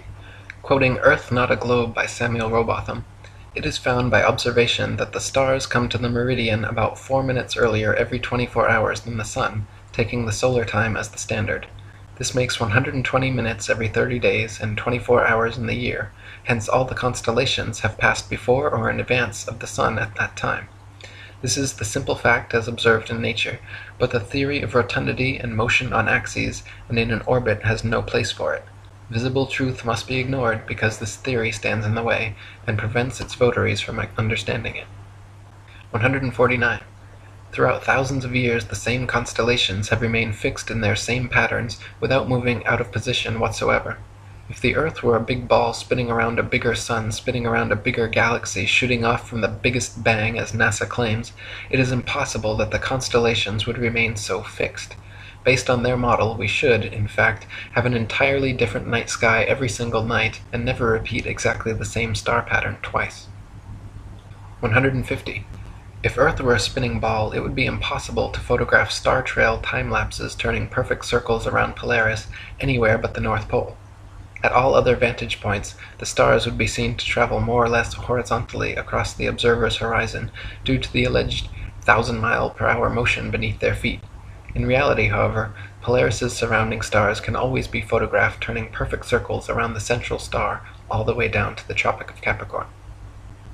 151. If Earth were a spinning ball revolving around the sun, it would actually be impossible for star trail photos to show perfect circles even at the North Pole. Since the Earth is also allegedly moving 67,000 miles per hour around the sun moving 500,000 miles per hour around the Milky Way, and the entire galaxy going 67 million miles per hour, these four contradictory motions would make star trail time lapses all show irregular curved lines. 152. In 2003, 3 university geography professors collaborated in an experiment to prove that the state of Kansas is indeed actually flatter than a pancake. Using topographical geodetic surveys covering over 80,000 square miles, it was determined that Kansas has a flatness ratio of 0.9997 over the entire state, while the average pancake, precisely measured using a confocal laser microscope, comes in at 0.957, making Kansas thereby literally flatter than a pancake. 153. Quoting Reverend Thomas Milner's Atlas of Physical Geography, we find that vast areas exhibit a perfectly dead level, scarcely a rise existing through 1,500 miles from the Carpathians to the Urals. South of the Baltic, the country is so flat that a prevailing north wind will drive the waters of the Stettiner Half into the mouth of the Oder, and give the river a backwards flow 30 or 40 miles. The plains of Venezuela and New Granada in South America, chiefly on the left of the Orinoco, are termed llanos, or level fields. Often, in the space of 270 square miles, the surface does not vary a single foot. The Amazon only falls 12 feet in the last 700 miles of its course. The La Plata has only a descent of 1/33 of an inch per mile. 154. The Felix Baumgartner Red Bull Dive outside camera shows the same amount of curvature of Earth from surface level to jump height, proving it to be a deceiving fish-eyed wide-angle lens, while the inside regular camera shows a perfectly flat horizon eye level at 128,000 feet, which is only consistent with a flat plane. 155. Some people claim to have seen the curvature of the Earth out their airplane windows. The glass used in all commercial airplanes, however, is curved to remain flush with the fuselage. This creates a slight effect mixed with the confirmation bias people mistake for being the alleged curvature of the Earth. In actuality, the fact that you see the horizon at eye level at 35,000 feet out both port and starboard windows proves the Earth is flat. If the Earth were a ball, no matter how big, the horizon would stay exactly where it was, and you would have to look down further and further to see the horizon at all. Looking straight out the window at 35,000 feet, you should see nothing but outer space from the port and starboard windows, as the Earth and horizon are supposed to be below you. If they are visible at eye level outside both windows, it's because the Earth is flat. 156. People also claim to see curvature in GoPro or other high-altitude camera footage of the horizon. While it is true that the horizon often appears convex in such footage, it just as often appears concave or flat depending on the tilt and movement of the camera. The effect is simply a distortion due to wide-angle lenses. In lens-corrected and footage taken without wide-angle technology, all amateur high-altitude horizon shots appear perfectly flat. 157. If gravity magically dragged the atmosphere along with the spinning ball Earth, that would mean the atmosphere near the equator would be spinning at over 1,000 miles per hour. The atmosphere over the mid-latitudes would be spinning around 500 miles per hour, and gradually slower to the poles, where the atmosphere would be unaffected at 0 miles per hour. In reality, however, the atmosphere at every point on Earth is equally unaffected by this alleged force, as it has never been measured or calculated and proven non-existent by the ability of airplanes to fly unabated in any direction without experiencing any such atmospheric changes. 158. If gravity magically dragged the atmosphere along with the spinning ball Earth, that would mean the higher the altitude, the faster the spinning atmosphere would have to be turning around the center of rotation. In reality, however, if this were happening, then rain and fireworks would behave entirely differently as they fell down through progressively slower and slower spinning atmosphere. Hot air balloons would also be forced steadily faster eastwards as they ascended through the ever-increasing atmospheric speeds. 159. If there were progressively faster and faster spinning atmosphere the higher the altitude, that would mean it would have to abruptly end at some key altitude where the fastest layer of gravitized spinning atmosphere meets the supposed non-gravitized, non-spinning, non-atmosphere of infinite vacuum space. NASA has never even mentioned what altitude this impossible feat allegedly happens, but it is easily philosophically refuted by the simple fact that vacuums cannot exist connected to non-vacuums while maintaining the properties of a vacuum. Not to mention the effect such a transition would have on a rocket spaceship would be disastrous. 160. It is impossible for rockets or any type of jet propulsion engines to work in the alleged non-atmosphere of vacuum space, because without air or atmosphere to push against, there is nothing to propel the vehicle forwards. Instead, the rockets and shuttles would be sent spinning around their own axis uncontrollably in all directions like a gyroscope. It would be impossible to fly to the moon or go in any direction whatsoever, especially if gravity were real and constantly sucking you towards the closest, densest body. 161. If Earth were really a ball, there would be no reason to use rockets for flying into outer space anyway, because simply flying an airplane straight at any altitude for long enough should and would send you off into outer space. To prevent their airplanes from flying tangent to the ball Earth, pilots would have to constantly course correct downwards, or else within just a few hours, the average commercial airliner traveling 500 miles per hour would find themselves lost in outer space. The fact that this never happens, artificial horizons remain level at pilots' desired altitudes and do not require constant downward adjustments, proves the Earth is not a ball. 162. All NASA and other space agencies' rocket launches never go straight up. Every rocket forms a parabolic curve, peaks out, and inevitably starts falling back to Earth. The rockets which are declared successful are those few which don't explode or start falling too soon, but make it out of range of spectator view before crashing down into restricted waters and recovered. There is no magic altitude where rockets or anything else can simply go up, up, up, and then suddenly just start free-floating in space. This is all a science fiction illusion created by wires, green screens, dark pools, some permed hair, and zero-G planes. 163. NASA and other space agencies have been caught time and again with air bubbles forming and floating off in their official outer space footage. Astronauts have also been caught using scuba space gear, kicking their legs to move, and astronaut Luca Parmitano even almost drowned when water started filling up his helmet while allegedly on a spacewalk. It is admitted that astronauts train for their spacewalks in underwater training facilities like NASA's Neutral Buoyancy Lab, but what is obvious from their space bubbles and other blunders is that all official spacewalk footage is also fake and filmed underwater. 164. Analysis of many interior videos from the International Space Station have shown the use of camera tricks such as green screens, harnesses, and even wildly permed hair to achieve a zero-gravity type effect.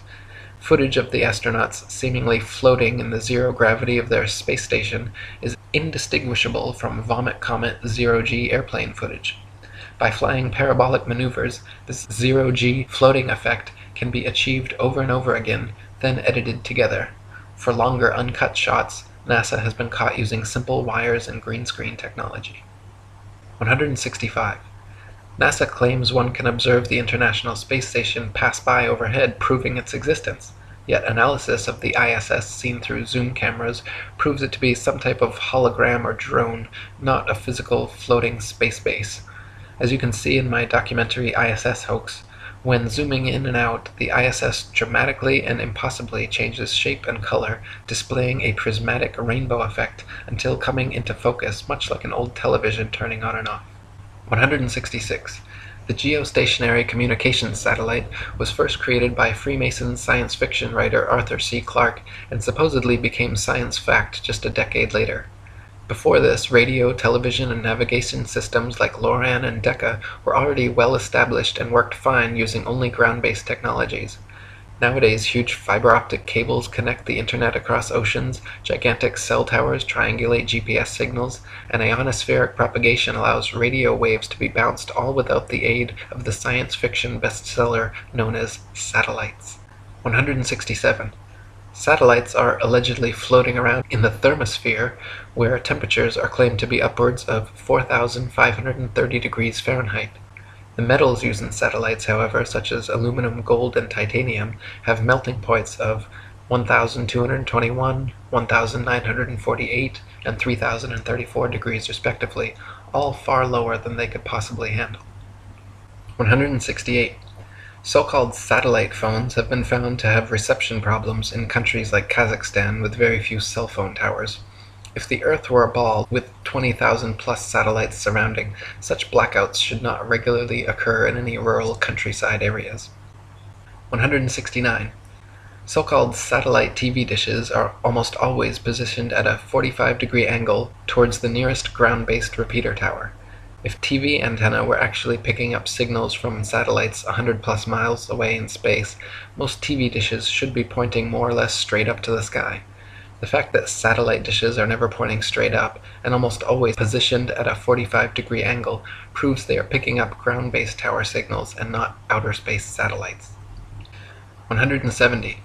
People even claim to see satellites with their naked eyes, but this is ridiculous considering they are smaller than a bus and allegedly 100 plus miles away. It is impossible to see anything so small that far away. Even using telescopes, No one claims to discern the shape of satellites, but rather describes seeing passing moving lights, which could easily be any number of things, from airplanes to drones to shooting stars or other unidentified flying objects. 171. NASA claims there are upwards of 20,000 satellites floating around Earth's upper atmosphere, sending us radio, television, GPS, and taking pictures of the planet. All these supposed satellite pictures, however, are admittedly composite images edited in Photoshop. They claim to receive ribbons of imagery from satellites, which must then be spliced together to create composite images of the Earth, all of which are clearly CGI and not photographs. If Earth were truly a ball, with 20,000 satellites orbiting, it would be a simple matter to mount a camera and take some real photographs. The fact that no real satellite photographs of the supposed ball Earth exist, in favor of NASA's ribbons of composite CG imagery, is further proof that we are not being told the truth. 172. If you pick any cloud in the sky and watch for several minutes, two things will happen. The clouds will move, and they will morph, gradually changing shape. In official NASA footage of the spinning ball Earth, such as the Galileo time-lapse video, however, clouds are constantly shown for 24+ hours at a time and not moving or morphing whatsoever. This is completely impossible, further proof that NASA produces fake CGI videos, and further evidence that Earth is not a spinning ball. 173. NASA has several alleged photographs of the ball Earth which show several exact duplicate cloud patterns. The likelihood of having 2 or 3 clouds of the exact same shape in the same picture is as likely as finding 2 or 3 people with the exact same fingerprints. In fact, it is a solid proof that the clouds were copied and pasted in a computer program, and that such pictures showing a ball-shaped Earth are fakes. 174. NASA graphics artists have placed things like faces, dragons, and even the word sex into cloud patterns over their various ball Earth pictures. Their recent 2015 Pluto pictures even clearly have a picture of Disney's Pluto the dog layered into the background. Such blatant fraud goes unnoticed by the hypnotized masses, but provides further proof of the illegitimacy of NASA and their spinning ball planet mythos. 175. Professional photo analysts have dissected several NASA images of the ball Earth and found undeniable proof of computer editing. For example, images of the Earth allegedly taken from the Moon have proven to be copied and pasted in, as evidenced by rectangular cuts found in the black background around the Earth by adjusting brightness and contrast levels. If they were truly on the Moon and Earth was truly a ball, there would be no need to fake such pictures. 176. When NASA's images of the ball Earth are compared with one another, the coloration of the land and oceans and relative size of the continents are consistently so drastically different from one another as to prove beyond any reasonable doubt that the pictures are all fake. 177. In the documentary A Funny Thing Happened on the Way to the Moon, we can watch official leaked NASA footage showing Apollo 11 astronauts Buzz Aldrin, Neil Armstrong, and Michael Collins for almost an hour using transparencies and camera tricks to fake shots of a round Earth. They communicate over audio with Control in Houston about how to accurately stage the shot, and someone keeps prompting them on how to effectively manipulate the camera to achieve the desired effect.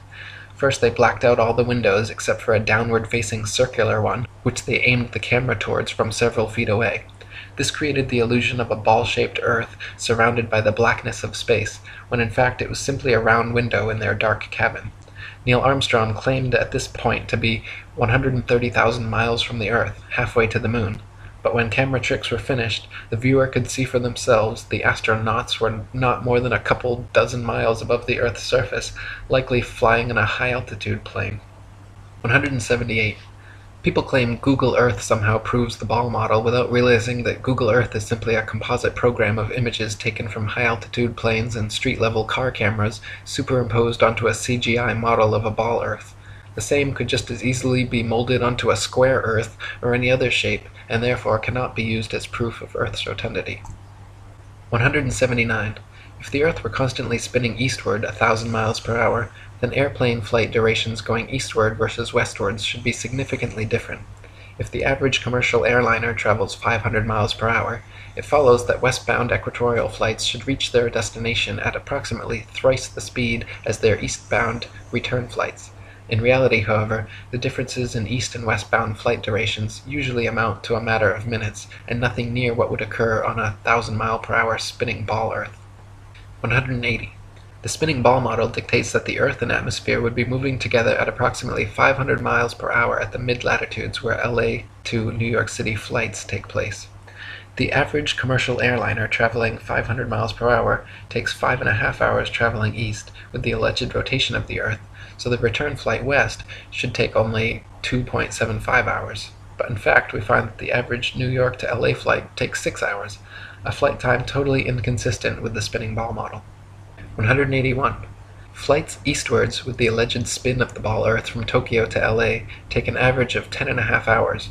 Therefore, the return flights westwards against the alleged spin should take an average of 5.25 hours, but in actual fact take an average of 11.5 hours, another flight time totally inconsistent with the spinning ball model. 182. Flights eastward with the alleged spin of the ball Earth from New York to London take an average of 7 hours. Therefore, the return flights westwards against the alleged spin should take an average of 3.5 hours, but in actual fact take an average of 7.5 hours, a flight time totally inconsistent with the spinning ball model. 183. Flights eastward from Chicago to Boston with the alleged spin of the ball Earth take an average of 2.25 hours. Therefore, the return flights westwards against the alleged spin should take an average of just over an hour, but in actual fact take an average of 2.75 hours. Once again, completely inconsistent with the spinning ball model. 184. Flights eastward from Paris to Rome with the alleged spin of the ball Earth take an average of 2 hours. Therefore, the return flights westward against the alleged spin should take an average of 1 hour, but in actual fact have an average flight duration of 2 hours and 10 minutes, a flight time totally inconsistent with the spinning ball model. 185. We are told that the Earth and atmosphere spin together at such a perfect uniform velocity that no one in history has ever seen, heard, felt, or measured the supposed 1,000 mile per hour movement. This is then often compared to traveling in a car at uniform velocity, where we only feel the movement during acceleration or deceleration.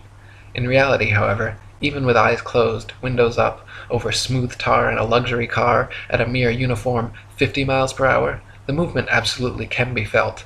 At 20 times this speed, Earth's imaginary 1,000 mile per hour spin would most certainly be noticeable, felt, seen, and heard by all. 186. People sensitive to motion sickness feel distinct unease and physical discomfort from motion as slight as an elevator or train ride. This means that the 1,000 mile per hour alleged uniform spin of the Earth has no effect on such people, but add an extra 50 miles per hour uniform velocity of a car and their stomach starts turning knots. The idea that motion sickness is nowhere apparent in anyone at 1,000 miles per hour, but suddenly comes about at 1,050 miles per hour, is ridiculous and proves the Earth is not in motion whatsoever. 187. The second law of thermodynamics, otherwise known as the law of entropy, along with the fundamental principles of friction and resistance, determine the impossibility of Earth being a uniformly spinning ball. Over time, the spinning ball Earth would experience measurable amounts of drag, constantly slowing the spin and lengthening the amount of hours per day. As not the slightest such change has ever been observed in all of recorded history, it is absurd to assume the Earth has ever moved an inch. 188. Over the years, NASA has twice changed their story regarding the shape of the Earth. At first they maintained Earth was a perfect sphere, which later changed to an oblate spheroid flattened at the poles, and then changed again to being pear-shaped, as the southern hemisphere allegedly bulges out as well. Unfortunately for NASA, however, none of their official pictures show an oblate spheroid or pear-shaped Earth.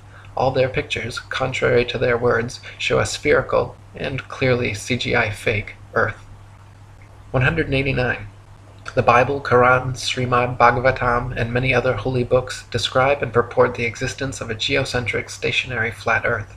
For example, 1 Chronicles 16:30 and Psalm 96:10 both read, "He has fixed the earth firm, immovable," and Psalm 93:1 says, "The world also is established, that it cannot be moved." The Bible also repeatedly affirms that the earth is outstretched as a plane, with the outstretched heavens everywhere above, not all around, giving a scriptural proof the earth is not a spinning ball. 190. Cultures the world over throughout history have all described and purported the existence of a geocentric stationary flat earth. Egyptians, Indians, Mayans, Chinese, Native Americans, and literally every ancient civilization on earth had a geocentric flat earth cosmology. Before Pythagoras, the idea of a spinning ball Earth was non-existent, and even after Pythagoras it remained an obscure minority view until 2,000 years later when Copernicus began reviving the heliocentric theory. 191. From Pythagoras to Copernicus, Galileo and Newton, to modern astronauts like Aldrin Armstrong and Collins, to Director of NASA and Grand Commander of the 33rd Degree, C. Fred Klangknecht, the founding fathers of the spinning ball mythos have all been Freemasons. The fact that so many members of this, the largest and oldest secret society in existence, have all been co-conspirators bringing about this literal planetary revolution is beyond the possibility of coincidence and provides proof of organized collusion in creating and maintaining this multi-generational deception. 192. Quoting Terra Firma by David Wardlaw Scott, the system of the universe as taught by modern astronomers being founded entirely on theory, for the truth of which they are unable to advance one single real proof, they have entrenched themselves in a conspiracy of silence, and decline to answer any objections which may be made to their hypothesis. Copernicus himself, who revived the theory of the heathen philosopher Pythagoras and his great exponent Sir Isaac Newton, confessed that their system of a revolving earth was only a possibility and could not be proved by facts. It is only their followers who have decorated it with the name of an exact science, yea, according to them, the most exact of all the sciences. Yet one astronomer royal for England once said, speaking of the motion of the whole solar system, "The matter is left in a most delightful state of uncertainty, and I shall be very glad if anyone can help me out of it." What a very sad position for an exact science to be in is this. 193. No child or unindoctrinated man in their right mind would ever conclude or even conceive, given to their own devices, based on their own personal observations, that the earth was a spinning ball revolving around the sun. Such imaginative theories, nowhere present in anyone's daily experience, require and have required massive amounts of constant propaganda to uphold the illusion. 194. From David Wardlaw Scott. I remember being taught when a boy that the earth was a great ball revolving at a very rapid rate around the sun, and when I expressed to my teacher my fears that the waters of the oceans would tumble off, I was told that they were prevented from doing so by Newton's great law of gravitation, which kept everything in its proper place. I presume that my countenance must have shown some signs of incredulity, for my teacher immediately added, "I can show you a direct proof of this. A man can whirl around his head a pail filled with water without it being spilt, and so, in like manner, can the oceans be carried round the sun without losing a drop." As this illustration was evidently intended to settle the matter, I then said no more upon the subject. Had such been proposed to me afterwards as a man, I would have answered somewhat as follows. "Sir, I beg to say that the illustration you have given of a man whirling a pail of water around his head and the oceans revolving around the sun does not in any degree confirm your argument, because the water in the two cases is placed under entirely different circumstances, but, to be of any value, the conditions in each case must be the same, which here they are not. The pail is a hollow vessel which holds the water inside it, whereas, according to your teaching, the earth is a ball, with a continuous curvature outside, which, in agreement with the laws of nature, could not retain any water. 195. Astronomers say the magical magnetism of gravity is what keeps the oceans of the world stuck to the ball earth. They claim that because the earth is so massive, by virtue of this mass it creates a magic force able to hold people, oceans, and atmosphere tightly clung to the underside of the spinning ball. Unfortunately, however, they cannot provide any practical example of this on a scale smaller than the planetary. A spinning wet tennis ball, for instance, has the exact opposite effect of the supposed ball earth. Any water poured over it simply falls off the sides, and giving it a spin results in water flying off 360 degrees like a dog shaking off after a bath.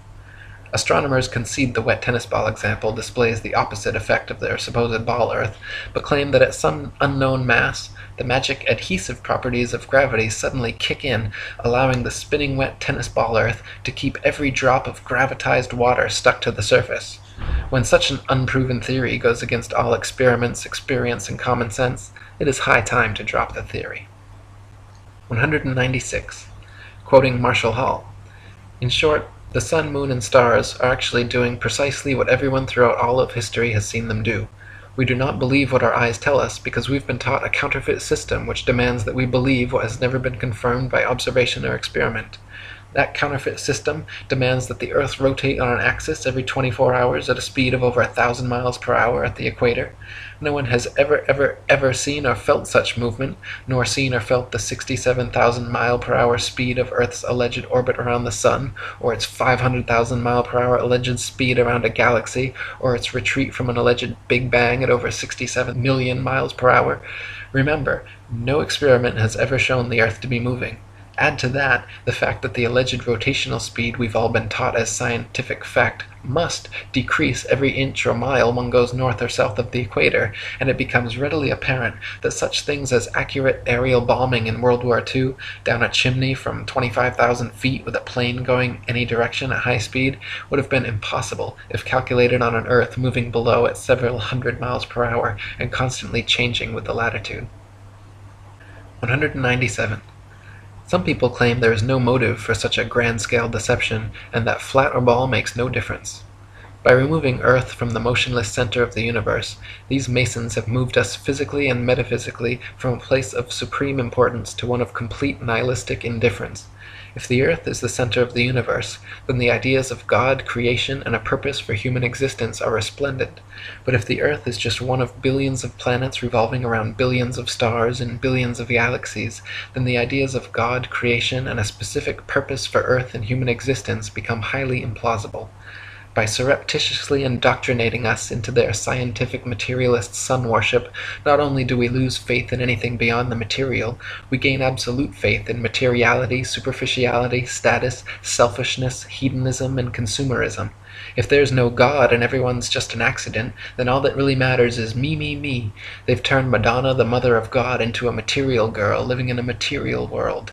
Their rich, powerful corporations with slick sun cult logos sell us idols to worship, slowly taking over the world while we tacitly believe their science, vote for their politicians, buy their products, listen to their music and watch their movies, sacrificing our souls at the altar of materialism. To quote Morris Klein, the heliocentric theory, by putting the sun at the center of the universe, made man appear to be just one of a possible host of wanderers drifting through a cold sky. It seemed less likely that he was born to live gloriously and to attain paradise upon his death. Less likely, too, was it that he was the object of God's ministrations. 198. Some say that the idea of an intergenerational worldwide conspiracy to delude the masses sounds implausible or unrealistic. But these people need only familiarize themselves with the works and writings of Freemasons themselves, for example John Robison, who exposed this in his 1798 book, Proofs of a Conspiracy Against All the Religions and Governments of Europe, carried out in the secret meetings of the Freemasons, Illuminati, and reading societies.